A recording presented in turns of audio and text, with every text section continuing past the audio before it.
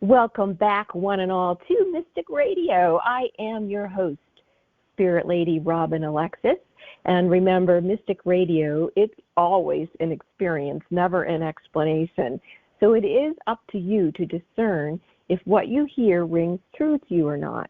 We are not telling you what to think. We're encouraging you to have an open mind and to know, trust, and act upon your own knowing. So, what is so intriguing that I decided to bring Mystic Radio back on the air? I wrote an Amazon best-selling book called A Conversation with Extraterrestrials. I wanted to learn more about other authors who wrote about UFOs.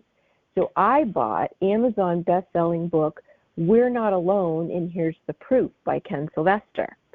My mind was blown reading this book, and frequently the ETs that he was writing about would begin to speak to me telepathically, and it was a tad overwhelming to say the least. So I knew I needed to talk with Ken. I was able to acquire Ken's phone number, and I was so happy when he returned my call. And we began to have some extremely fascinating conversations that literally were out of this world. He would talk about the global UFO incidences, and I would instantly start receiving messages in my head, channeling the extraterrestrials involved at the particular sites he was talking about. So much so that I knew the Mystic Radio community would love to hear them. Now, people who are new to this show, they will be skeptical until something rings true to them, and that's when they'll know that what Ken and I are sharing is the truth. But your journey to how you experience the show is completely up to each individual. But the fact of the matter is, we are not alone. So to keep up with Ken and I in these conversations, I'm going to refer you to our books. You can learn more about Ken Sylvester's book by going to Amazon, and you put in Ken Sylvester, We're Not Alone, and Here's the Proof, and his book will pop up and you can read about it. And then you can also put in A Conversation with Extraterrestrials by Robin Alexis. And then you can learn about both of our books, and then you'll be able to follow along with this show. And who knows, you may even want to be a guest at some point, and we'll tell you how you can do that later. But right now, I am going to bring on my very special guest, Ken, who will be sharing with us some information about Zimbabwe today. Welcome, Ken. Welcome, Robin. I'm going to do something a little different today. I'm going to do a short story, and I'm going to serve it to you sunny side up. First, Robin, the witnesses in this story are short. They're about 4 foot tall. They all come from an elementary school. And the aliens that visit them are short, also about 4 foot tall. This was the first close encounter of the third kind recorded, and it happened in Zimbabwe, South Africa. It all started around 10 a.m. The kids were out for recess playing on the playground. This was on September 16th, 1966. And it was at the Aerial School in Ruwa, Zimbabwe, South Africa. And just 2 days before, there were numerous reports about UFOs. They saw 3 of them. They were silver-shaped, silver-colored, disc-shaped UFOs. And the calls came from the locals, which in that area are mostly farmers.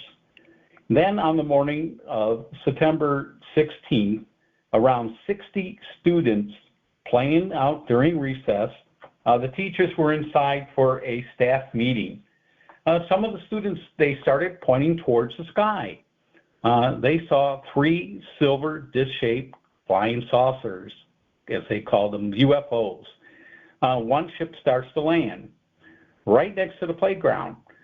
They land, a ramp comes down, 2 aliens walk down the ramp. They're dressed in black uniforms, tight-fitting, very fashionable for aliens. And they are, of course, short dudes, about the same size as the kids. Some kids, of course, were scared, and they ran away, and they ran back into the school, telling their teachers there were flying saucers on the playground. And the teachers are like, yeah, okay, sit down and get back to doing your schoolwork. So the curious students stayed. They appeared mesmerized by the aliens. One of the aliens, there were two of them, walks forward, and one of the girls steps a little closer, not afraid. They are friendly aliens, and they're not afraid either. And they're the same sizes as kids, and maybe that's why they weren't intimidated. We'll describe them later. The kids described them later by doing drawings. The drawings show them with big eyes, a big head, a small nose, kind of a slit for a mouth, dangling arms, and their bodies covered in a black uniform. Then the aliens start telepathically sending the students a message. And it was done kind of like they saw pictures in their head, like they were seeing a video or a movie. And they were shown 4 short movies.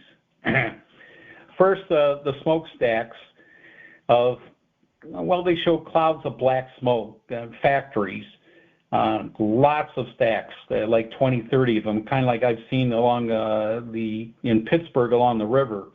The message on that was air pollution. Next, they see a city in ruins, and this was after a nuclear war. So it was the new thing, and also about the nuclear facilities, how we're just not taking care of them. Then they see a river, and the river has got bottles and cans and trash and plastic, and that's water pollution. The final video shows kids with headphones, or like visors, and they are seeing technical stuff, and that was the tech pollution. And I got to experience this firsthand just a few years ago. I got custody of my 13-year-old granddaughter. She moved in for me. When she would get home from school, she'd walk in, and as she's walking in, she'd say, "Hi, Grandpa," but she still would be texting as she's walking, goes to her bedroom, and closes the door. Later, when I knock on the door to tell her it's time for dinner, I open the door. She's got her dogs and her hamster on her bed, along with her telephone where she's texting, and her computer that looks like she's playing some kind of, computer game. So they were just trying to stress about the tech pollution that could take us over. So the basic message to the students is that we are destroying our planet. Next, back to the students, the news media shows up, and they start interviewing the students. The first reporter is Tim Leach. He's a BBC correspondent, which is the British Broadcasting Corporation. The second interview was done by Cynthia Hine, and she's with ZBC, which is Zimbabwe Broadcasting Corporation. Now, skip ahead for a moment. 2 months later, the kids are traumatized. They're not sleeping. They're having bad dreams. The school brings in a famous psychiatrist who has experience with people who have dealt with aliens, experiencers from abductions, and kids interviews that had sighting. Dr. John Mack is a chief psychiatrist at Harvard University. He interviews the students. Now let's fast forward 20 years. In comes James Fox, a UFO researcher journalist, and he makes UFO documentaries, interviews the kids individually, and makes a documentary. And one last interview was done by Za. Za is special, and he's special because now he was a reporter. He was a witness 20 years ago, but he was only 5 years old, so they didn't interview him. He was too young. Why I mention this now is because after the 3 interviews by experienced reporters, a psychiatrist who's world-renowned, and James Fox doing documentary journalists, all 5 of them concluded that the kids were telling the truth. And this is 68 kids. Now, I'm going to add just a little new twist to that story, because 20 years later, to add credibility, they find a new witness, and her name is Kathy Bates. Kathy Bates was a teacher at the time of the incident, and she also was a witness, but she wouldn't talk about it then because she was afraid, since she was the only adult, that she was going to be ridiculed by her fellow teachers. Not only was she a witness, but she lived right on the school grounds. And during the landing, actually 2 days later, she got abducted by 2 aliens. And Wow. it was like beam me up, Scotty, for you Star Trek fans, as she described, they beamed her onto the ship. Kathy Bates, confesses that, she held it for 20 years. And since the kids were brave, today talking to James Fox, she was going to tell her story. Okay, back to the playground. At the end of the day, the kids go home. They start to tell their parents. The parents don't believe them. They're kind of pissed and they're kind of hurt. They were traumatized. So when they get back in school on Monday, the school headmaster is getting hundreds of phone calls from the parents, and they want to talk to him, and they want to know what's going on, what's his story. So he gathers the students who saw the UFO, and he has them write down the story separately, drawing pictures and telling their story. Again, everything matches the pictures and the stories. This UFO landing was definitely a close encounter of the third kind, so it was classified ultra top secret. Now they must create a cover story.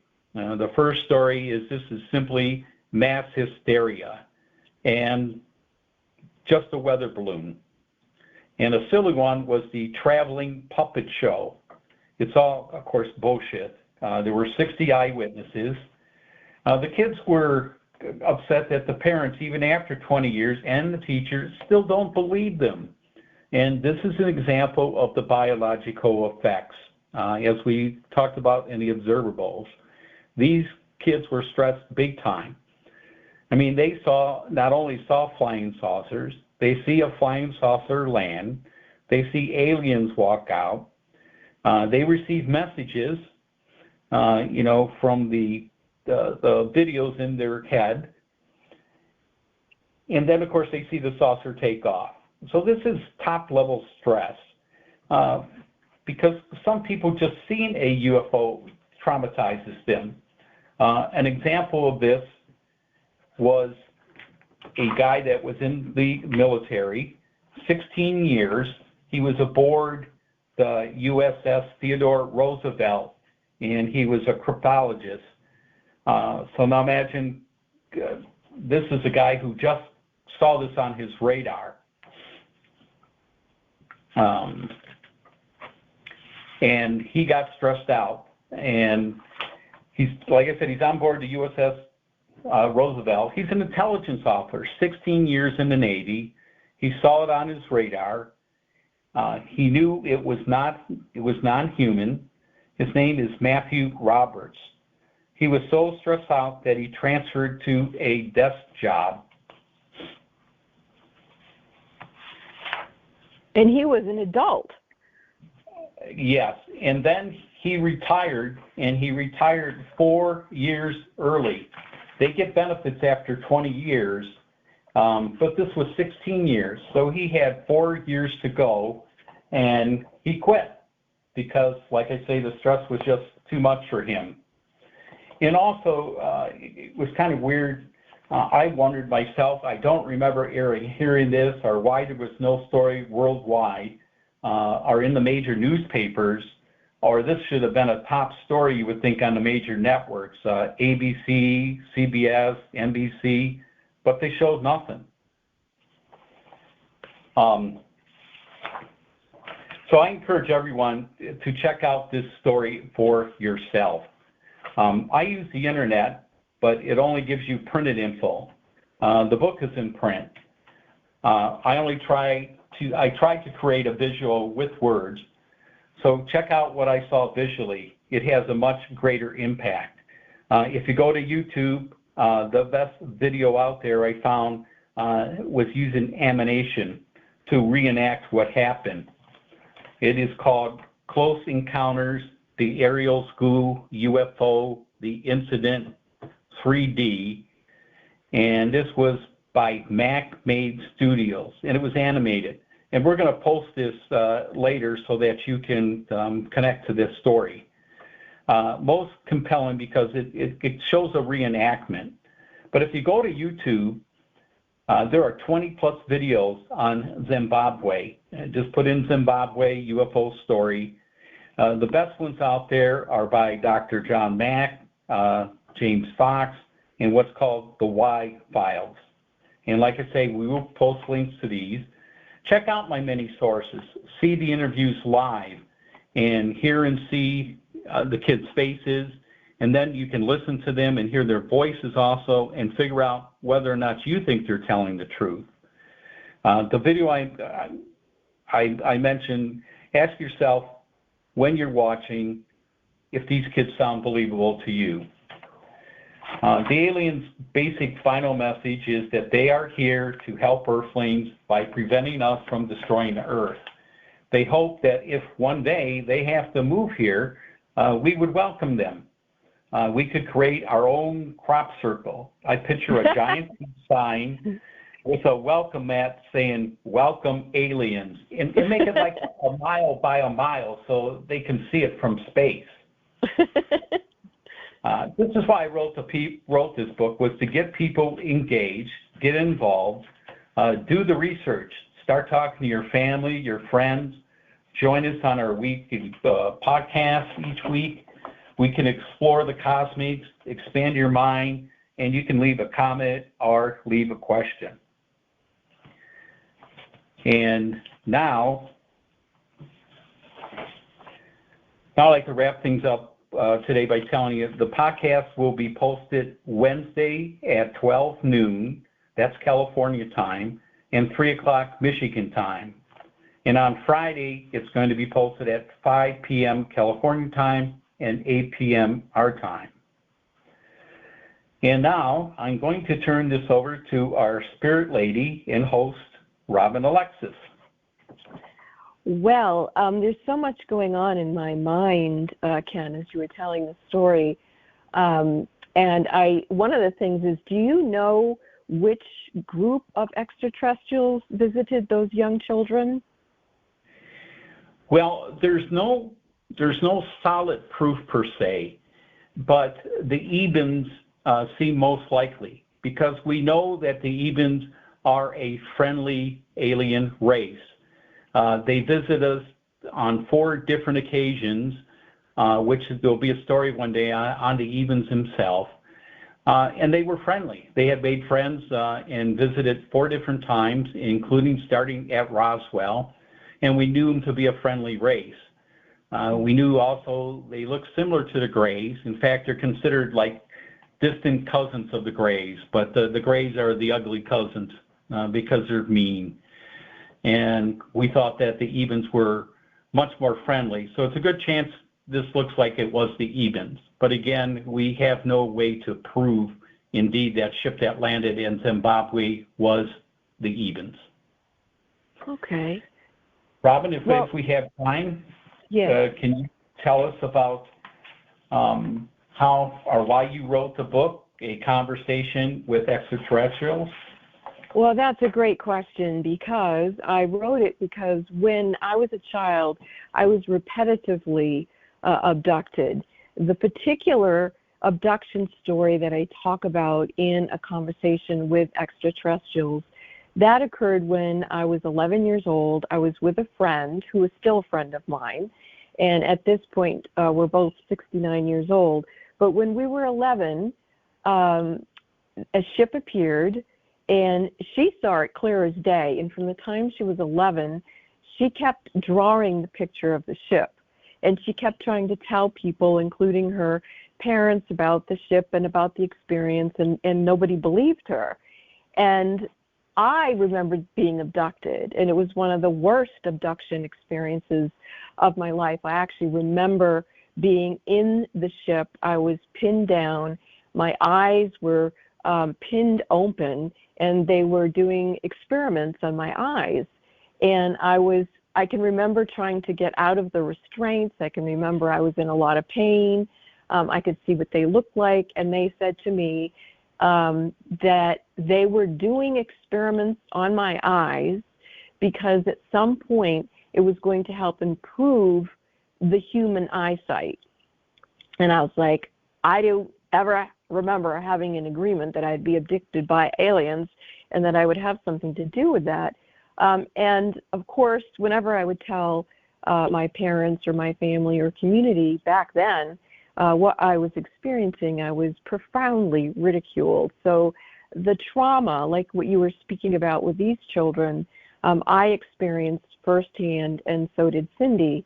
But a couple of years ago, we reconnected through Facebook, and we decided that we would record a conversation between what she remembered and what I remembered, and I asked for the extraterrestrial who was speaking to me during the abduction at age 11 to talk to us now. And he did, and he calls himself Maxwell.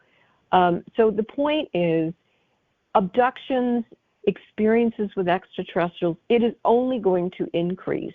And how do we, as a community, as parents, how do we help ourselves and how do we help these kids who are having these traumatic experiences be able to cope?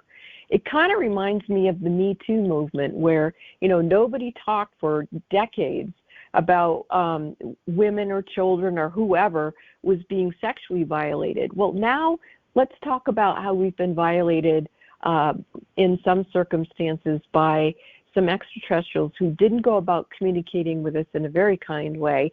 We happen to see that the Ebens were kind to these kids, and they delivered a message that was, filled with beneficence. And if you look around what's going on, we pretty much are failing at taking care of this planet. So I'm glad that the story is coming back up again so that we can take a look at what they were telling us and what can we each do in our own lives. Okay, I can actually feel the Ebens are, there's one Eben who's coming in to communicate, and he's specifically communicating with Ken.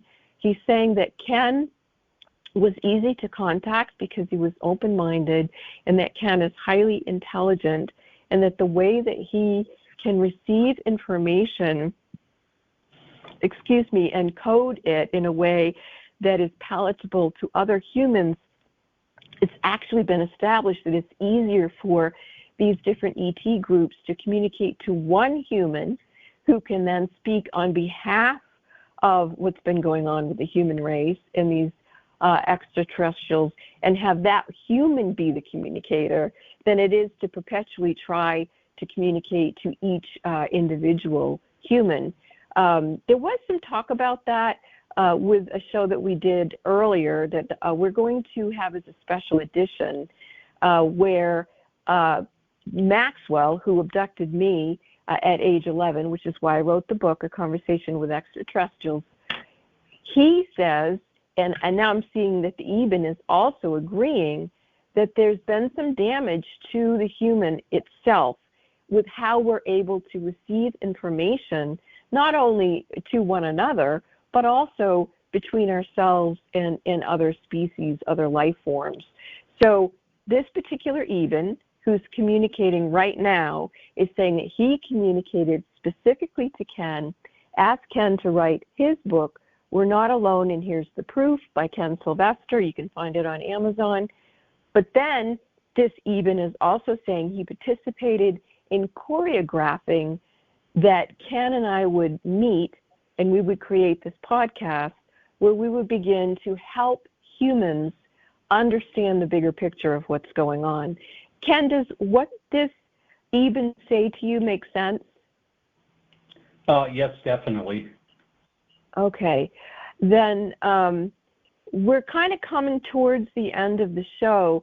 So is there anything that you want to communicate back to this Eben who showed up today for the show, or anything at all you want to say, Ken? Yes, I could ask his continued guidance as I do the podcast in trying to translate in a shorter form what's inside the book.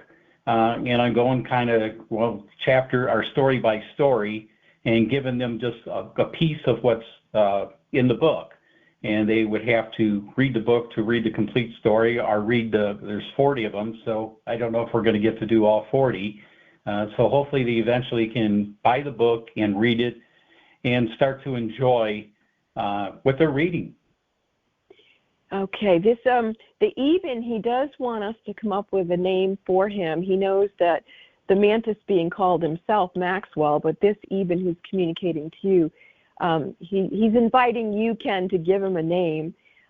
This particular Eben is saying that the shows that we have recorded that we didn't think we were necessarily going to be using after this show, he is encouraging us to. He says that after this particular show, that the other shows will make sense in understanding what Maxwell was sharing about the human anatomy and why it's been difficult for the humans to comprehend and assimilate what our space brothers and space sisters, some who are kind, some who are not, just like humans, what they've been trying to tell us. And so, and as we move forward and we share different things that may seem overwhelming, it's an opportunity for people who are listening to the show to email us. Email us at spiritlady.robin@gmail.com. Ask us your questions. We will answer them on the show, even if you don't come on as a guest. If you send us the questions, we will discuss them on the show. We will ask the Eben. We will ask Maxwell. We will get information for you. Now, we do encourage you to learn more about our books. You go to Amazon, you search for We're Not Alone, and Here's the Proof by Ken Sylvester, and look for the book A Conversation with Extraterrestrials by Robin Alexis. The Eben who is here says again he's very good friends with Ken, that he actually knew at preconception that he and Ken would be communicating and that Ken would be teaching about the extraterrestrial activity on planet Earth. And so that particular Eben is backing up a little bit here. He knows the show's coming to an end. And so remember, everybody, to when you do get Ken's book, you can look at the front of the book about what the observables are, so that when you happen to see a UFO, you will be able to figure out what it is. And also, just remember to stay tuned to our show, Mystic Radio with Robin Alexis, with special guest Ken Sylvester. Stay happy, stay looking up at the sky, and choose love. Thank you for a wonderful show. One last note, Robin. Yes. Is let's call this Eben, tell him his name is George. Oh, he loves that. Okay, thank you, George. We'll call him George. Thank you, Maxwell. in our next show, we're going to be traveling to another school in Melbourne, Australia. Oh, Melbourne, Australia. I'm looking forward to that. All right. Until next time, namaste.